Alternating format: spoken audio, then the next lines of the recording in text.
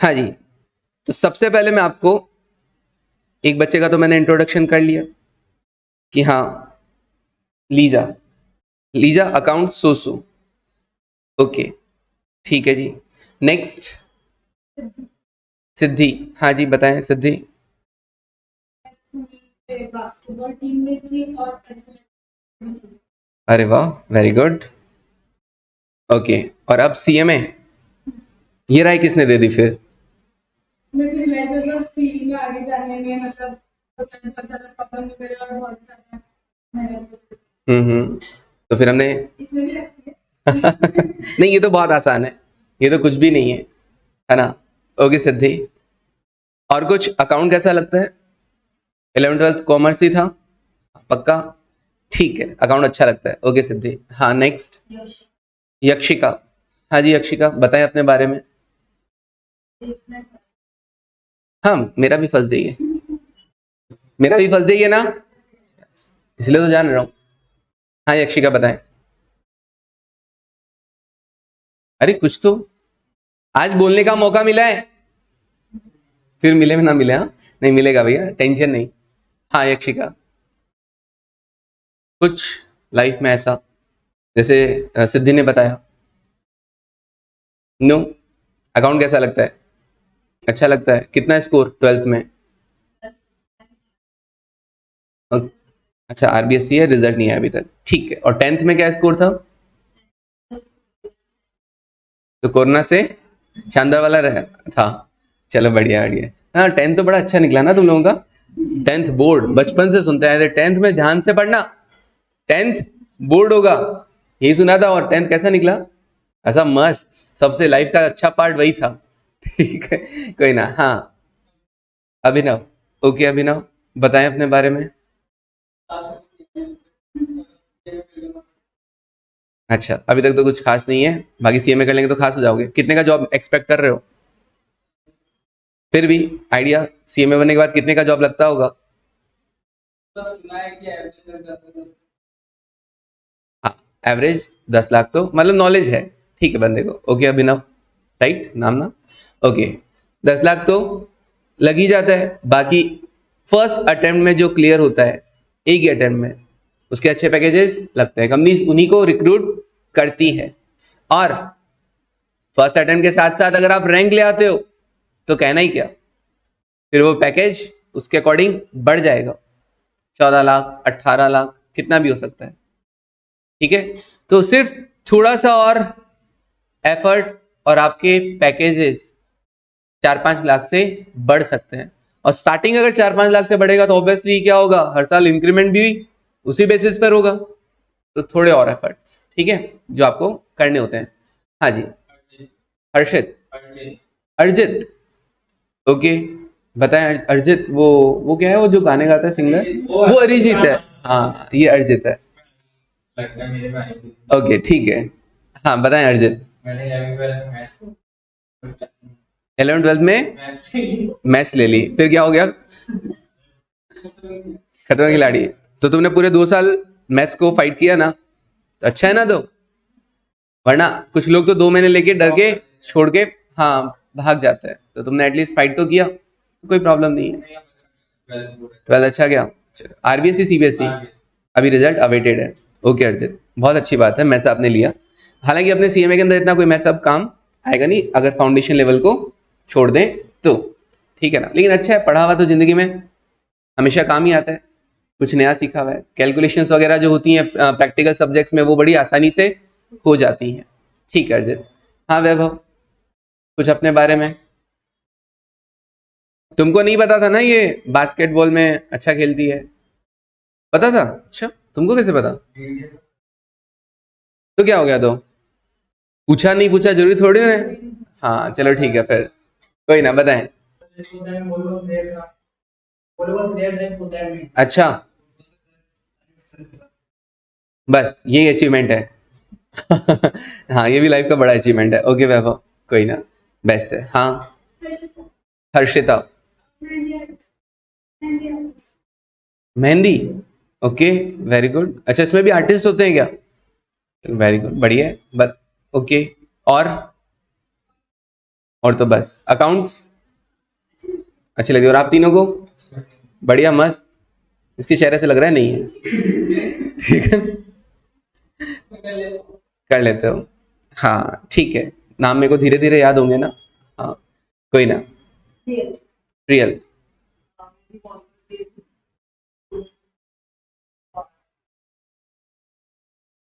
और ऑनलाइन वाला आपके पास भी आएंगे अभी, टेंशन नहीं। हाँ, और अकाउंट ओके ओके, सो ठीक है। तो फिर ओके ओके, तो फिर सीएमए का क्यों सोचा?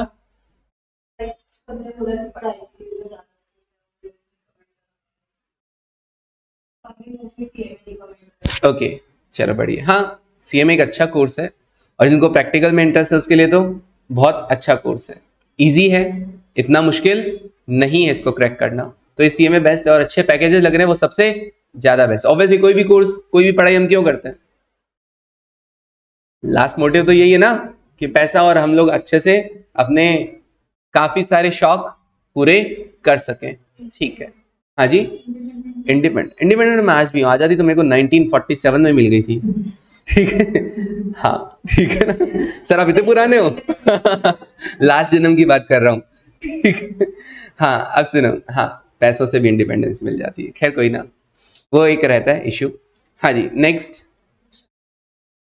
विशाखा बताएं। पक्का आप सीरियस हैं? ठीक है, हाँ चलो, कहीं मूड चेंज तो नहीं कर लोगी? डन। ओके, अकाउंट्स कैसा? ठीक ठाक। चलो विशाखा ठीक। नेक्स्ट, अंकित। हाँ जी, क्या पूछूं? हाँ अंकित बताओ, अकाउंट्स कैसा है? एवरेज। ओके, कहाँ से हो आप?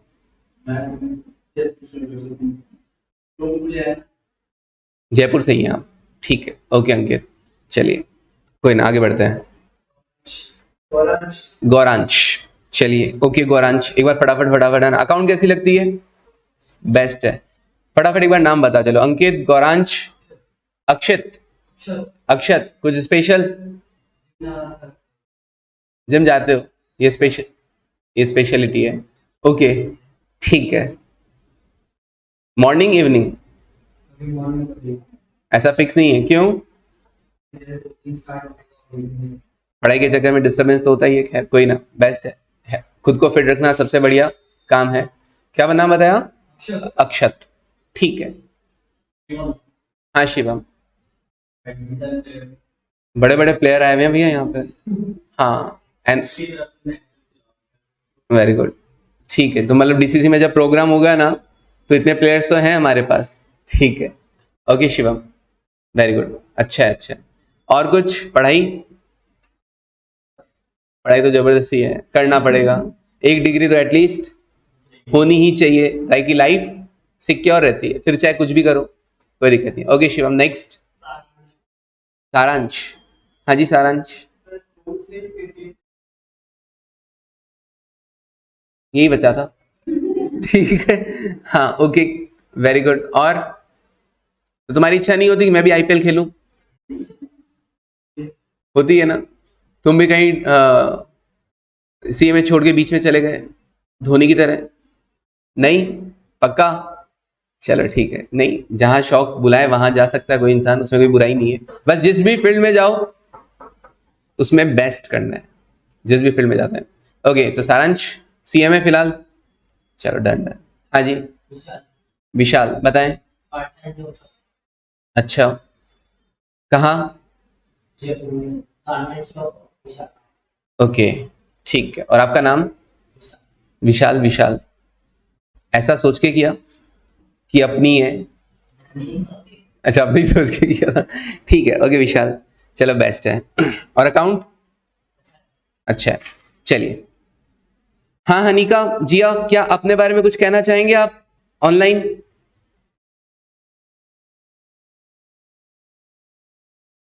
हनीका शायद आपकी आवाज नहीं आ रही है। हाँ अब आ रही, अच्छा नो सर, ओके हनीका ठीक है। अकाउंट कैसा लगता है? अकाउंट अच्छा लगता है, हो जाता है, ठीक है डन। क्या बोल रहे हैं? क्लियर होते हैं तो ओके, डाउट्स क्लियर होते हैं, हाँ वो मैं क्लियर करवा दूंगा, टेंशन नहीं लेने का, डाउट्स क्लियर मैं करवा दूंगा, ठीक है निका। Okay, and Jiya? ओके, अच्छा लगता है अकाउंट्स, तो बुरा मानने वाला तो कोई नहीं निकला, या तो अच्छा लगता है या एवरेज, ऐसा तो नहीं है दूर से ही अच्छे, ठीक है ना, हाँ दिख मत जाना कहीं पे, ऐसा तो नहीं है कोई, नहीं है। चलो अब मैं अपने बारे में इंट्रोडक्शन देता हूं।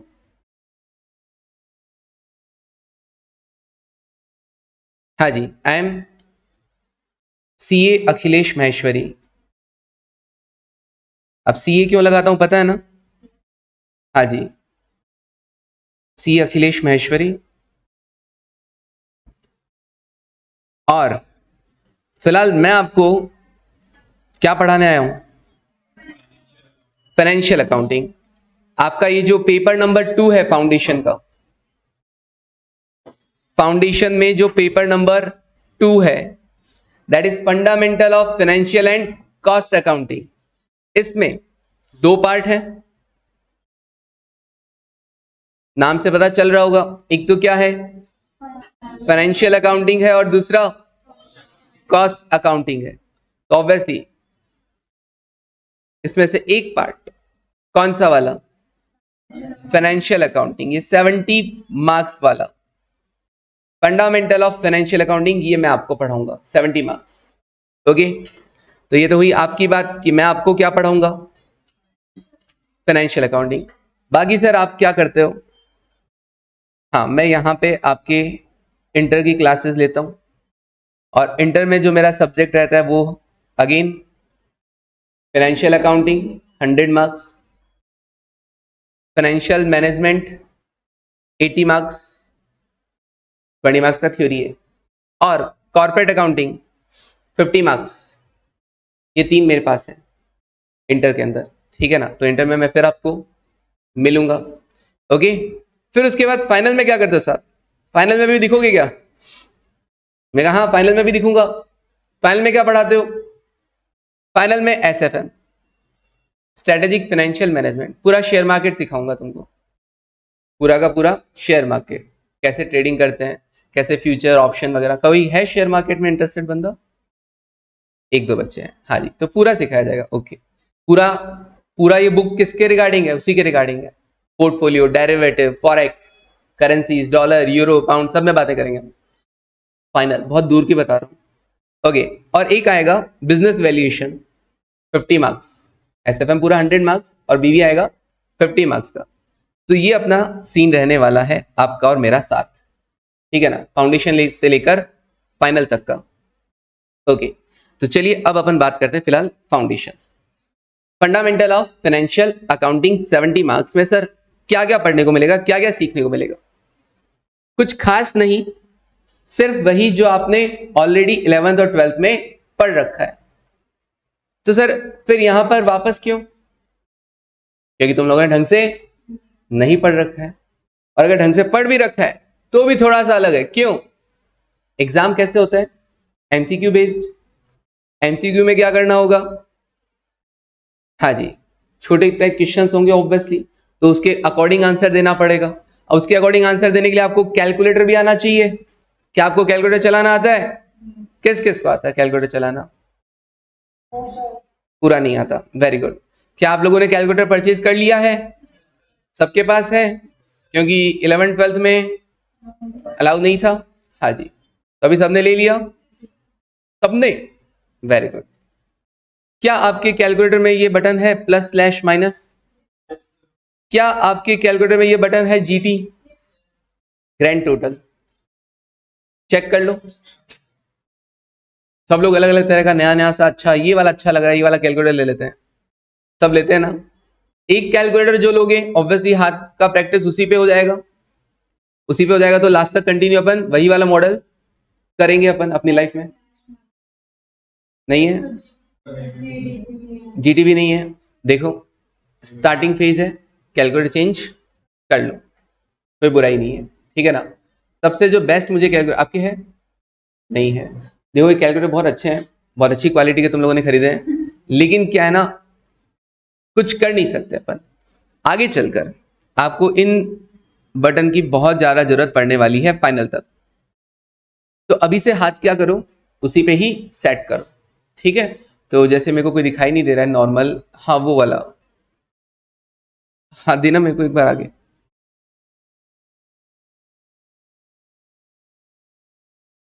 हाँ जी, ये वाला जो आता है ना कैलकुलेटर, मैं इसका ब्रांड एम्बेसडर नहीं हूं, लेकिन फिर भी अपने को क्या करना है, ऐसा वाला बेस्ट रहता है। लोकल कैलकुलेटर कंपनी का हो तो मुझे पता नहीं, हाँ जो भी हो, लोकल कैलकुलेटर हो तो भी बेस्ट है, लेकिन यही रहेगा। इसमें जीटी का बटन यहाँ पे मिल जाता है, प्लस स्लैश माइनस का यहाँ पर मिल जाता है। सबसे बेस्ट कैलकुलेटर, अपनी कैलकुलेशन करने के लिए सबसे आसान, ठीक है ना। अब इसमें कंपनी का भी ले सकते हो, लोकल भी ले सकते हो, उसका कोई प्रॉब्लम नहीं है, लेकिन अपने को ये बटन चाहिए। मैं पूरा एक क्लास, एटलीस्ट एक और वरना दो क्लासेस तो आपको सिर्फ कैलकुलेटर सिखाऊंगा। आपको अभी तक बटन इसमें M plus, M minus, M R C, G T कुछ नहीं आता, ठीक है ना। तो आप कितना बड़ा हथियार लेके घूम रहे हो, आपको ये जानना जरूरी है। तो अपन आने वाले कुछ दिनों में कुछ, या फिर मे बी कल से रख ले क्या, जैसा भी होगा देखेंगे। तो 2 दिन अपन क्या करेंगे, एटलीस्ट कैलकुलेटर का क्लास रखेंगे। अब सर, तो ये तो हो गई कैलकुलेटर की बात कि अपने को यूज क्या करना है, क्यों, क्योंकि एमसीक्यूज है, फटाफट फटाफट एम ही कितने आंसर तो हम सिर्फ कैलकुलेटर से ही कर देंगे, हमें लिखने की भी रिक्वायरमेंट नहीं होने वाली है। ओके, अब हमारे टॉपिक्स क्या क्या है सर, वही बचपन में जो पढ़े थे, accounting principles, concept and convention, separate entity concept याद है, बिजनेस और बिजनेस मैन दोनों सेपरेट होते हैं, ऑनर और बिजनेस दोनों अलग अलग होता है। और क्या क्या था सर, ड्यूअल एस्पेक्ट कंसेप्ट, हर ट्रांजेक्शन के 2 एस्पेक्ट होते हैं, एक डेबिट दूसरा क्रेडिट, ये भी देखा था। अच्छा, और क्या क्या देखे थे sir, money measurement concept, accrual concept, periodicity concept, बहुत सारे थे ना। ये सारी चीजें यहां पर अपने को वापस सीखने को मिलेंगी।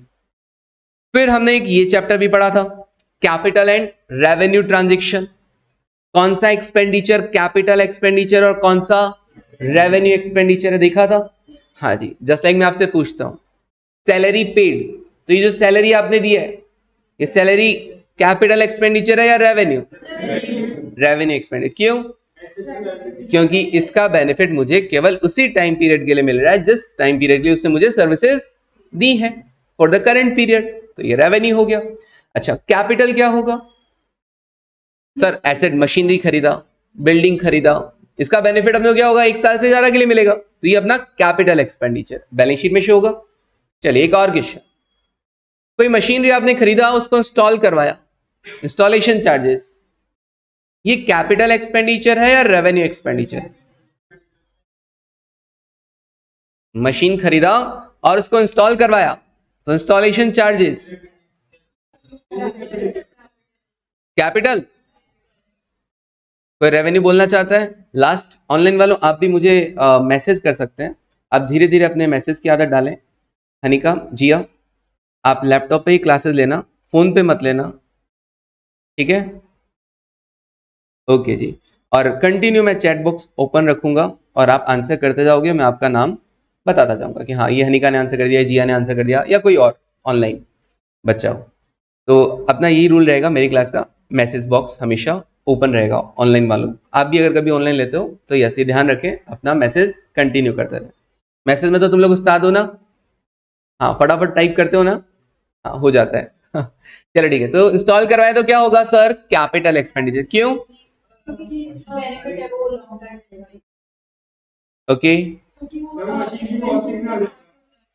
ओके, एसेट कोई भी खरीदते हो तो उसको जब तक वो रेडी टू यूज नहीं हो जाती है, तब तक के सारे एक्सपेंसेस क्या किए जाते हैं, कैपिटलाइज किए जाते हैं, कैपिटल एक्सपेंडिचर में कंसिडर किए जाते हैं, जब तक वो रेडी टू यूज ना हो जाए। क्लियर है, ओके आगे बढ़ते हैं। फिर और क्या आएगा सर, फिर हम पढ़ेंगे क्या, जर्नल, जर्नल एंट्रीज याद है, हाँ जी पूछ लें। हाँ लीजा बताएं, गुड सॉल्ट टू राम, अरे ये तो याद होंगी ना, ये तो बहुत बेसिक है, कोई दिक्कत नहीं आएगी तो मैं तो बेसिक से पढ़ाऊंगा ही, मैं तो बस जान रहा हूं कि आपका नॉलेज कितना है फिलहाल, किसको किस लेवल से उठाना है। Okay good sold to Ram, ठीक है। लीजा, हाँ नाम, हाँ बिना बताए, sales debit to Ram, okay, हाँ क्या नाम, हर्षिता बताएं। गुड सोल टू राम बोला ना मैं और भूल जाऊंगा मैंने बोला क्या है। हाँ जी, हाँ मैंने कहा ना मैं और भूल जाऊंगा वरना कि हाँ मैंने बोला क्या है, इसलिए कंफर्म किया। हाँ क्या होगा, Ram account debit to sales. देखा, मुझे कहां से पढ़ाना पड़ेगा। ठीक है। ओके, तो लीजा, अभिनव और हर्षिता, इनसे तो एक क्वेश्चन हुआ। चलिए नेक्स्ट एक और पूछते हैं। Salary paid to Gopal. हाँ सिद्धि। गोपाल। हनी। हाँ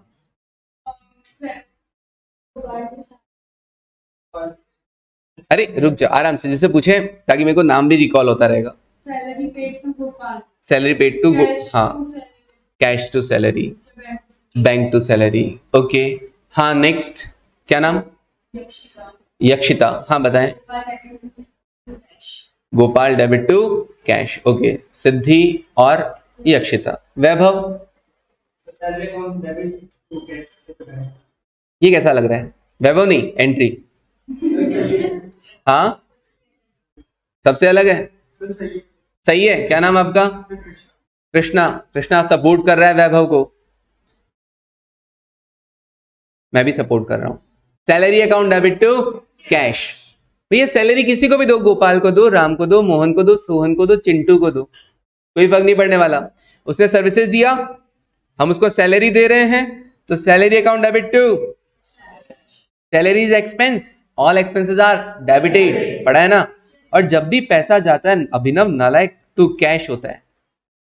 पैसा आता है तब कैश डेबिट करते हैं, है ना। ये नालायक वगैरह मैं प्यार से बोलता हूं ना, ठीक है, नालायक डम्बो, टेंशन नहीं। ओके, तो salary account debit to cash account. अच्छा तुमने टू कैश किया था, कैश डेबिट किसने किया था। अच्छा अच्छा अच्छा, गोपाल, अच्छा इसने किया था। ठीक है, हाँ किसी की गलती किसी के सर मान दी ना। ओके कोई ना। अच्छा गोपाल क्यों नहीं करेंगे यूज, क्या गोपाल से तुमको फ्यूचर में रिलेशन रखना है, क्या गोपाल से फ्यूचर में कुछ लेना देना करना है। नहीं सर, उसने हमको सर्विसेज दिया, हमने उसको पैसा दिया, नक्की खत्म, अभी उसका नाम रिकॉर्ड नहीं करना। क्लियर है वाली चीज। ओके, तो सैलरी अकाउंट डेबिट, पैसा गया to cash. Okay next, Harshit. Goods purchase from, goods purchase from. Harshit, Harshit से एंट्री करवा रहे हैं तो, अच्छा अर्जित, अर्जित नाम है सॉरी। तो चलो फिर हर्षित चलने दो। हर्षित भी है क्या कोई। हर्षिता है, ठीक है, तो goods purchase from Harshita. Okay, for rupees कितना, 10,000, अरे इतना नहीं रे, 10,000 फॉर कैश। चलिए बताइए अर्जित। सही है, हर्षिता का नाम नहीं आएगा। वेरी गुड, उधारी थोड़ी खरीदा है, पैसा दिया है। कहीं आप गुड्स खरीदने जाते हो, पैसा देते हो तो उसका नाम पूछते हो क्या, भाई साहब माल तो दे दिया, आपका नाम क्या है। ठीक है ना, या वो आपसे पूछता है सामान तो लेके जा रहे हो, कहाँ रहते हो, पूछता है क्या, नहीं ना। तो पैसा दिया मतलब अपने को उसके नाम से कोई लेना देना नहीं है, तो एंट्री भी वैसे ही चलता है, purchase account debit to cash account. ये एंट्रीज है क्या, अकाउंटिंग है क्या, सिर्फ एक लैंग्वेज है, हमारी बनाई हुई लैंग्वेज, एक कोड लैंग्वेज हो गया, जो सिर्फ और सिर्फ कॉमर्स वाले स्टूडेंट जानते हैं। तो हमें प्राउड होना चाहिए कि साइंस और आर्ट्स वालों को ये लैंग्वेज नहीं आती है। ये एक लैंग्वेज ही है कि हम ट्रांजेक्शन को क्या करते हैं, कोई अगर ट्रांजेक्शन लिखा हुआ है, मान लो rent account debit to cash, तो हम समझ जाते हैं कि हम भैया हमने रेंट के लिए क्या किया, पेमेंट किया है, बाकी कोई तो नहीं समझता ना। ओके, तो ये हमारी एक लैंग्वेज है, उसका एक फॉर्मेट है, उसके कुछ रूल्स हैं। क्लियर है। ओके सर आगे बढ़ते हैं। हाँ जी, नाम। विशाखा बताएं, बैड डेट रिकवर्ड की entry.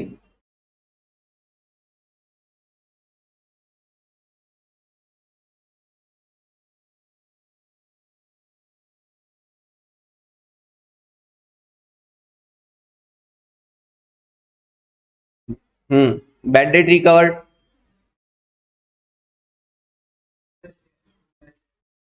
Cash account debit to bad debt recovered account. हाँ जी, क्या नाम आपका? प्रत्यक्ष। ओके, नाम भी बड़े यूनिक है ना। हाँ, प्रत्यक्ष। Okay, very good. Cash account debit to bad debt recovered.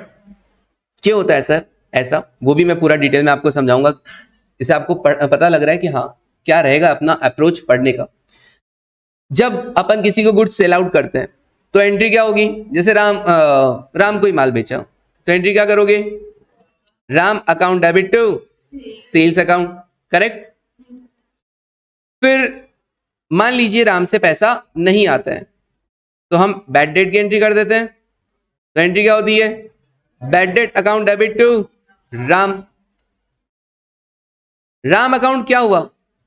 एक बार डेबिट और एक बार, हर डेबिट का एक ना एक दिन क्रेडिट होता है और हर क्रेडिट का एक ना एक दिन डेबिट होता है। ये थीम अगर दिमाग में सेट है ना तो कोई भी प्रॉब्लम नहीं होती है, आधी प्रॉब्लम यहीं पे सॉल्व आउट हो जाती है।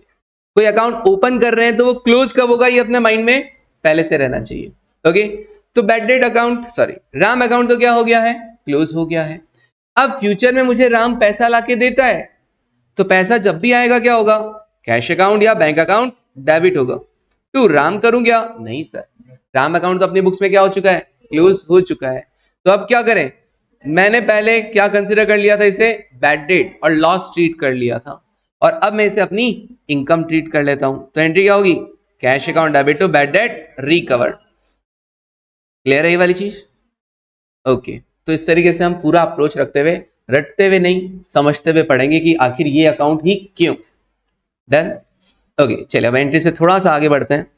सर जर्नल की जगह हम लोग क्या बना सकते हैं? क्या सब्सिडी बुक्स भी मेंटेन कर सकते हैं? Purchase book, sales book, purchase return book, sales return book, BR book, BP book, cash book, right. तो इन सब के बारे में फिर पढ़ने को मिलेगा। बीआरएस सीखने को मिलेगा, बैंक रिकंसिलिएशन स्टेटमेंट, ऐसा ऐसा किया था क्या? बट हम ऐसा नहीं करने वाले हैं अब, ठीक है ना। अब हम थोड़ा सा और डिफरेंट, एकदम अलग तरीका यूज करने वाले हैं जो बहुत आसान रहने वाला है। तो अभी ऐसा ऐसा करने की रिक्वायरमेंट नहीं है। तो अगर कोई बीआरएस पढ़ के भी बैठा है तो क्या करना? भूल जाना। क्लियर है? ओके, फिर क्या बनता है सर? पहले लीजर भी तो बनेगा सर। जर्नल सब्सिडी बुक के बाद क्या बनता है? लीजर। अकाउंटिंग करते हैं ताकि सेम जो अकाउंट है उससे रिलेटेड डेटा क्या हो जाए? एक जगह आ जाए और कभी हमसे कोई बैलेंस पूछे तो हम उसका बैलेंस उसे बता सके। ओके, फिर ट्रायल बैलेंस बनता है। सारे बैलेंसेस को एक लिस्ट बना दी जाती है, दैट इज ट्रायल बैलेंस। फिर क्या होता था? कुछ एडजस्टमेंट एंट्रीज होता था। रेक्टिफिकेशन ऑफ एरर, तुम सबका फेवरेट चैप्टर है ना। रेक्टिफिकेशन ऑफ एरर बहुत आसान होता है। अगर किसी को एंट्रीज आती है तो बहुत आसान है, देखेंगे आप खुद क्या होगा कि सर इतना आसान है, टेंशन नहीं। एडजस्टमेंट एंट्रीज जैसे आउटस्टैंडिंग, एक्रूड, अर्नड, प्रीपेड, पूछ लूं इन चार के बारे में। अच्छा एक बात बताओ, एक्रूड इनकम आपकी एसेट होता है या लाइबिलिटी होता है? एसेट या लाइबिलिटी? Accrued income. हर्षिता कह रही है एसेट।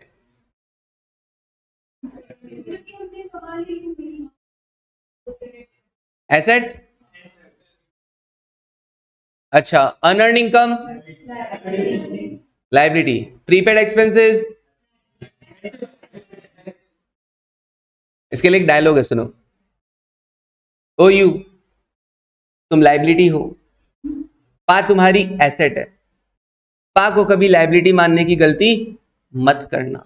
जीवन का ज्ञान है ये, तुमको नहीं बोला ओ यू, ठीक है ना। क्या है वापस सुनना। ओ यू, तुम लाइबिलिटी हो, पा तुम्हारी एसेट है, पा को कभी लाइबिलिटी मानने की गलती मत करना। सर क्या बोल रहे हो? ये देखो, ओयू का मतलब क्या? आउटस्टैंडिंग एक्सपेंसेस और अनअर्न्ड इनकम। तुम लाइबिलिटी हो, पा तुम्हारी एसेट है, बोले तो प्रीपेड एक्सपेंसेस और एक्रूड इनकम। हाँ जी, और पा को कभी लाइबिलिटी मानने की गलती, ये जीवन का ज्ञान है। समझा? क्लियर है ये वाली चीज? अब बोलोगे कोई? नहीं बोलेगा ना? हाँ जी, ठीक है।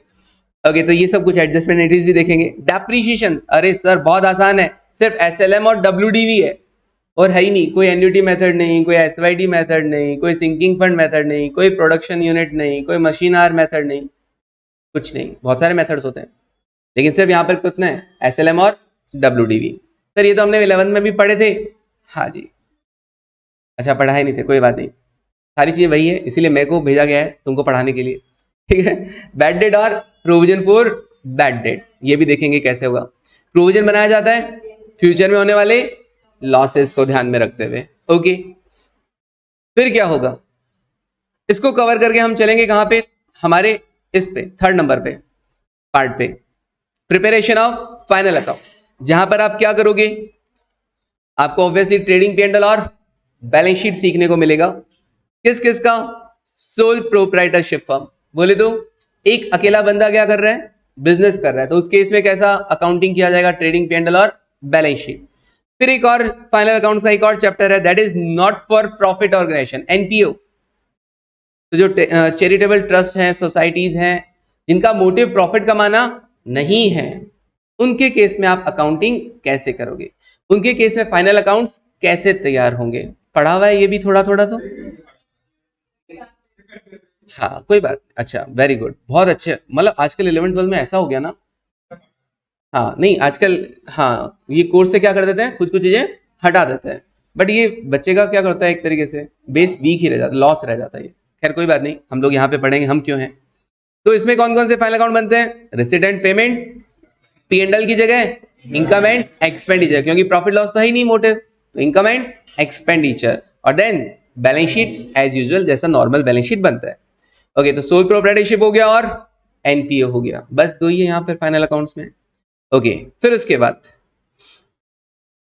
कॉस्ट अकाउंटिंग स्टार्ट हो रहा है आपका मॉड्यूल 4 में। फिर हम पढ़ेंगे यहाँ पे 3 special chapter, consignment, joint venture और बिल्स ऑफ एक्सचेंज। क्या इनमें से कोई पढ़ा हुआ है, बिल्स ऑफ एक्सचेंज पढ़ा हुआ है, ओके सर। नाउ कंसाइनमेंट की बात करते हैं। सर कंसाइनमेंट में क्या होगा, ये नया नया लग रहा है, कभी सुना नहीं। इसमें क्या होता है, मान लीजिए हम यहां से हैं राजस्थान से, ठीक है, ओके, राजस्थान में अपना काम धंधा बहुत अच्छा चल रहा है,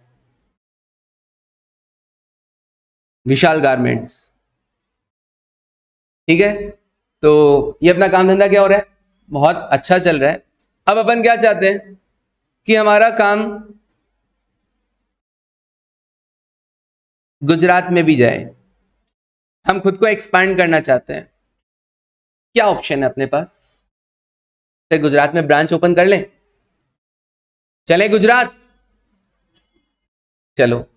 मैंने कहा भैया जाके करोगे क्या, पहले वहां देखो आपका सामान खरीदने के लिए पब्लिक रेडी है क्या, क्या मार्केट को ऑब्जर्व नहीं करना चाहोगे आप, या डायरेक्ट जाके वहां पे एक ब्रांच ओपन कर दी जाएगी, नो, रिसर्च होता है कि नहीं होता है, होता है। तो हम क्या करेंगे भैया, डायरेक्ट गुजरात में अपना एक ब्रांच ओपन नहीं करने वाले, हम लोग क्या करेंगे, गुजरात में एक बंदे को पकड़ेंगे और कहेंगे भाई मैं माल सप्लाई करूंगा, तुम मेरा माल वहां पर क्या कर देना, बेच देना, सेल आउट कर देना, मैं तुमको क्या करूंगा, कमीशन दूंगा, मैं तुमको कमीशन दूंगा। क्लियर है वाली चीज।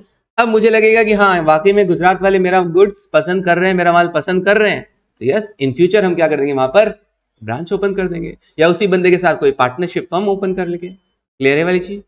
ओके, तो यहां पे कंसाइनमेंट का थीम क्या रहता है, यहां पर एक बंदा है जिसको हम बोलेंगे कंसाइनर, वो माल सप्लाई करेगा किसको, कंसाइनी को, किसको, कंसाइनी को। तो कंसाइनर क्या करेगा, कंसाइनी को माल सप्लाई करेगा कि भैया ये लो माल, गुड्स सेंट, और आगे तुम क्या कर देना, इनको गुजरात में बेच देना, गुड्स सोल्ड। अच्छा, उस गुड्स का ऑनर कौन, सर कंसाइनर, हम। तो क्या कभी गुजरात वाला बंदा कंसाइनी ऑनर बनेगा, नो, वो सिर्फ एजेंट की तरह काम कर रहा है, उसको कमीशन मिल जाएगा। ओके, जब माल एक्चुअली बेच दिया जाएगा तो ऑनरशिप ट्रांसफर हो जाएगी बायर को, लेकिन कंसाइनी कभी ऑनर नहीं बनेगा। क्लियर है वाली चीज। तो इसी के बेसिस पे बना हुआ है कौन सा चैप्टर, कंसाइनमेंट। अच्छा, फिर और कौन सा चैप्टर है नया, जॉइंट वेंचर। जॉइंट वेंचर में क्या होगा सर, जॉइंट वेंचर एक शॉर्ट टाइम पार्टनरशिप है, एक शॉर्ट टाइम पार्टनरशिप। पार्टनरशिप तो क्या होता है, देखिए आज से जो भी काम करेंगे हम पार्टनर्स हैं, ठीक है, उसमें हमारा जो भी रेशियो रहेगा एग्रीड रेशियो, हम उस रेशियो में अपना प्रॉफिट शेयरिंग करेंगे। जॉइंट वेंचर क्या है, केवल एक पर्टिकुलर काम को करने के लिए आप एक साथ हुए हैं, जैसे ही वो काम कंप्लीट, तुम तुम्हारे रास्ते, मैं मेरे रास्ते। क्लियर है? ओके, जैसे कोई दो पार्टी है एक्स और वाई। एक्स क्या है, एक्स के बहुत अच्छा खासा काम है इंटीरियर डिजाइनिंग का, बहुत टाइम से करता आ रहा है। और वाई, वाई का क्या काम है, वाई का काम है सीमेंट वगैरह, ब्रिक्स वगैरह, जो भी बिल्डिंग को बनाने के लिए रिक्वायरमेंट चाहिए मटेरियल, वो सब वो सप्लाई करता है, बेचा करता है।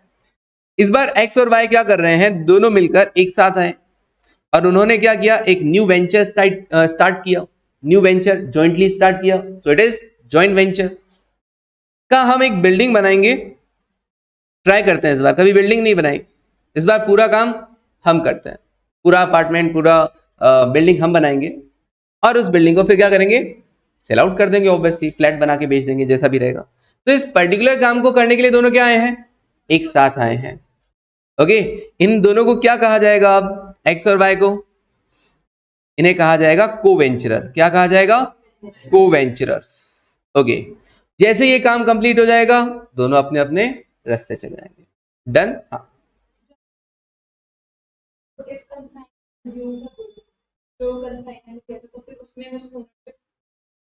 हाँ ऑब्वियसली अगर वो खुद कंज्यूम कर रहा है, क्या वो घर लेके गया, हाँ, तो वो उसका लिए, हमारे लिए तो वो सेल आउट ही होगा, हमारे तो जस्ट लाइक सेल। हाँ, फिर ऑब्वियसली जब सेल आउट हो ही गया तो फिर कंसाइनी को ट्रांसफर होगा। अगर कंसाइनी खुद ही कंज्यूम कर रहा है तो ऑब्वियसली बाद में कंसाइनी, पैसा हम तो लेंगे ही ना, हम उसको थर्ड ना पैसा छोड़ेंगे। क्लियर है? ओके, तो कंसाइनमेंट हुआ, जॉइंट वेंचर हुआ, और क्या है, बिल्स ऑफ एक्सचेंज। उसमें क्या था, हाँ जी, बिल्स ऑफ एक्सचेंज में बीआर और बीपी, उसमें क्या होता था, हाँ जी, कोई एक्स बंदा है जिसने वाई बंदे को क्या किया, माल बेचा, गुड सॉल्ड टू वाई। अब वाई से पैसा लेना है तो हमने कहा वाई भाई एक काम करना, पैसा देना, लेकिन हमारी पॉलिसी है 1 महीने बाद की, 1 महीने बाद में पैसा दे देना, लेकिन पैसा तो तुम 1 महीने बाद दो, लेकिन एक काम करो, मैं क्या कर रहा हूं, मैं एक बिल ड्रॉ कर रहा हूं, बिल ऑफ एक्सचेंज, तुम क्या कर दो, तुम बस उस पर साइन कर दो और मुझे दे दो। उसमें लिखा क्या है, उसमें मैंने ये लिखा है कि तुम 1 महीने बाद मुझे 50,000 रुपए का पेमेंट करोगे, क्योंकि मैंने तुमको माल बेचा है। क्लियर है वाली चीज? तो सब कुछ लिखा हुआ है, कितने रुपए देने हैं, मैंने भी साइन कर दिए, ड्रॉर ने भी और ड्रॉय ने भी साइन कर दिया, तो मेरे पास से क्या हो गया, एक प्रूफ हो गया कि भैया हाँ इसको माल बेच रखा है, इससे पैसा लेना है। और उसके बाद क्या होता है, मेरे पास बहुत सारे यूज भी होते हैं उसके, उस बिल का मैं क्या कर सकता हूं, ड्रॉयर, या तो 1 महीने तक वेट करता रहूंगा कि भैया वाई आएगा और पैसा देगा, या फिर क्या होगा, हाँ जी, अगर मुझे पैसे की जरूरत है तो मैं पहले जाकर बैंक से डिस्काउंट करवा सकता हूं, डिस्काउंटेड विद बैंक। सर ये क्या होता है, कुछ नहीं, बैंक को बोल के आया कि भैया वाई आएगा 1 महीने बाद, तो मुझे अभी पैसा दे दो, तो बैंक क्या करेगा, कुछ चार्जेस कट करके आपको पैसा दे देगा। चार्जेस क्यों कट कर रहा है सर वो, क्योंकि आपको अर्ली पेमेंट कर रहा है, वो 1 महीना पहले पेमेंट कर रहा है। क्लियर है? अच्छा, और क्या हो सकता है, मान लो इस ड्रॉअर से भी कोई पैसा मांगता हो, तो क्या मैं बिल उसको ट्रांसफर कर सकता हूं, यस, एंडोस टू क्रेडिटर। तो कोई क्रेडिटर है इस बंदे का और वो पैसा इससे मांगता हो, तो उस बिल का क्या किया जाए, भैया मेरे पास बिल है, मैंने क्या किया, थर्ड पार्टी को ट्रांसफर कर दिया, दैट इज एंडोस, बेच दिया। समझ में आया? तो ये आपका पूरा फंडामेंटल ऑफ अकाउंटिंग रहेगा, फाइनेंशियल अकाउंटिंग, और साथ ही साथ कैलकुलेटर की मस्त वाली प्रैक्टिस। ठीक है, चलिए, समझ में आया, कोई डाउट, पक्का? चलिए, ओके डन, फिर आज के लिए इतना ही, कल जरूर कैलकुलेटर लेकर आना। Okay, thank you.